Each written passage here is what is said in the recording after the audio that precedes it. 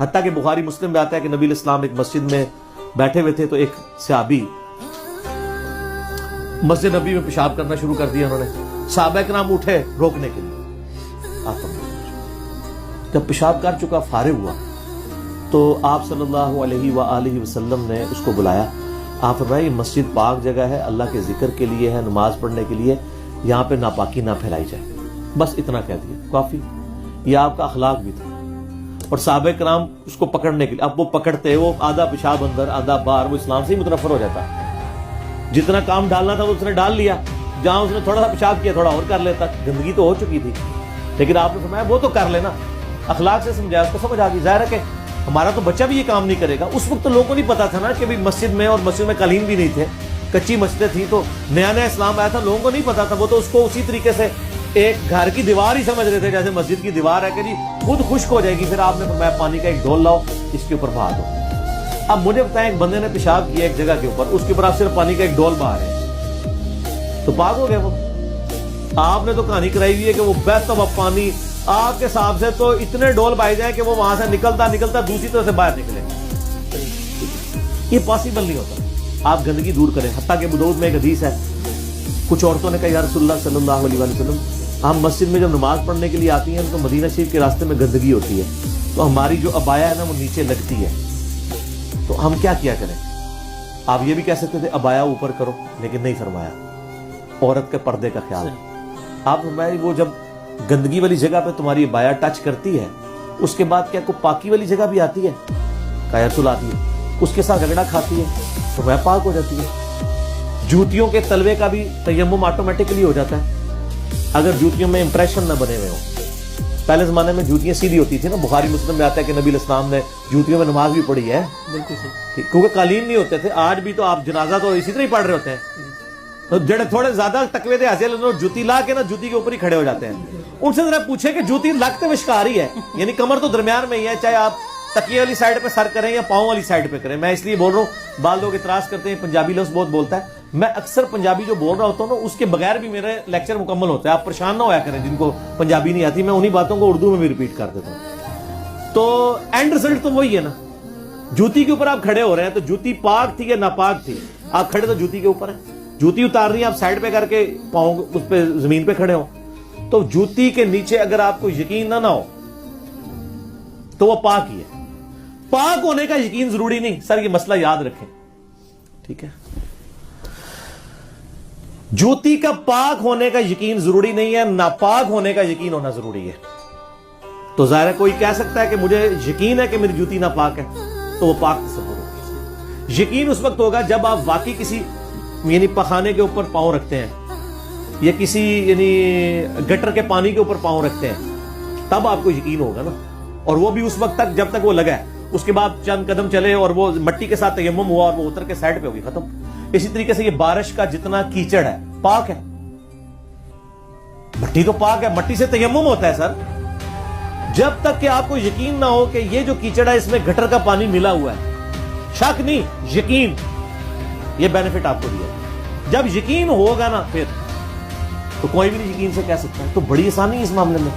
تھوڑی تھوڑی بات پہ وہم نہیں کرنا چاہیے. بخاری مسلم حدیث ہے کہ نبی علیہ السلام کی جب کپڑے جو ہے وہ منی کی وجہ سے یعنی خراب ہو جاتے ہیں تو حضرت عائشہ کہتی ہیں کہ میں حضور صلی اللہ علیہ وسلم کے کپڑوں کو دھوتی تھی اور آپ وہ گیلی چادر ہی اوڑھ کے نماز پڑھنے چلے جایا کرتے. اس سے اما عائشہ نے یہ مسئلہ سمجھایا کہ جو کپڑا ناپاک ہو اس کو دھونے کے بعد اس کے خشک ہونے کا انتظار کرنا ضروری نہیں ہے, وہ گیلا بھی پاک ہی تصور ہوگا. اب آج تو ہمیں یہ بات پتا, لیکن جب اسلام نیا نیا تھا اس وقت تو لوگوں کے دماغ میں یہ بات آتی ہوگی نا کہ یار ابھی تو گیلا گیلا ہی ہے, کچھ تو ہو لے پھر پاک ہوئے گا. اور پھر بخاری مسلم میں آتا ہے کہ اگر وہ منی خشک ہوتی تو میں اسے کھرچ دیتی. اور یہ اتفاقی مسئلہ ہے کہ منی اگر کپڑوں کو لگی ہو خشک ہو جائے تو کھرچنے سے پوری ریموو کر دیں تو پاک ہے, گیلی ہو تو دھو کے اس کی چکنائی دور کرنا, خون کا بھی دھبے کو دور کرنا ضروری ہے. یہ ضروری نہیں ہے کہ آپ خون کا داغ بھی دور کریں, کیونکہ خون کا داغ جب لگ جاتا ہے نا کپڑوں کو تو وہ فوراً تو نہیں اترتا ہے, الا یہ کہ آپ بہت کچھ کیمیکل استعمال کریں. یعنی جو آپ فیل کر رہے ہیں نا اتنا حصہ خون کا ریموو کر دیں تو وہ کپڑے پاک. تو کپڑوں کو پاک کرنے کے لیے 3 دفعہ دھونا زیادہ بہتر ہے, ورنہ ایک دفعہ بھی اگر ایسا دھو لیا جائے جس میں سے گندگی ریموو ہو جائے, جس طرح آج کل ہمارے واش بیسن ہیں یا ٹوٹیاں ہیں کوئی آپ کے کپڑے کو گندگی لگی, آپ اتنا حصہ یوں کر کے دھو لیتے ہیں, اپنے پہ چھینٹے نہ پڑنے دیں, تو وہ پاک ہو جاتا ہے. وہ تو بہتا ہوا پانی ہے, وہ تو دریا کے پانی کے حکم میں ہی آئے گا.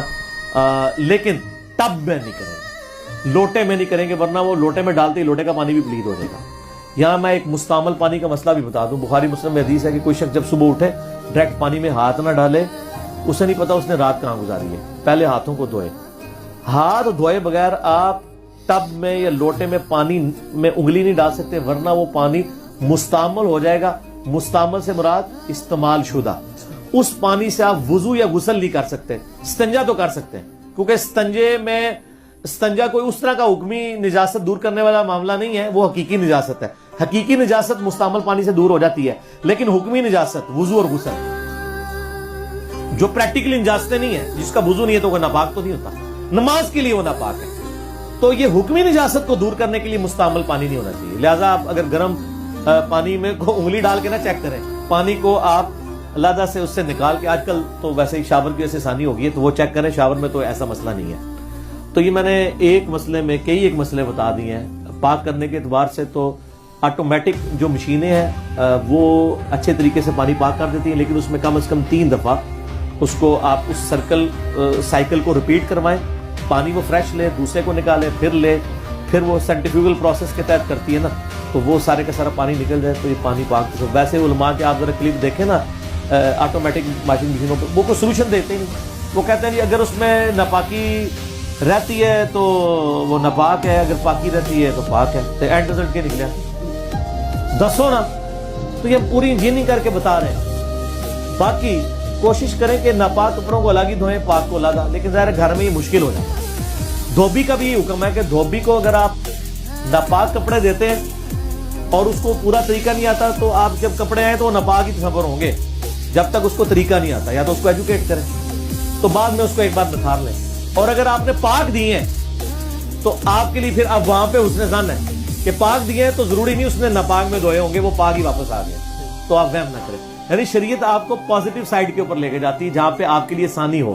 الدین یسرا, صحیح بخاری کی حدیث ہے, دین آسانی ہے. بخاری مسلم کی حدیث ہے, نبی علیہ السلام جب بھی کسی کو کہیں پہ گورنر بنا کے بھیجتے تو فرماتے ہیں کہ دیکھنا, لوگوں کو خوشخبریاں سنانا, ان کو متنفر نہ کرنا, لوگوں کے لیے آسانیاں پیدا کرنا, مشکلات نہ پیدا کرنا.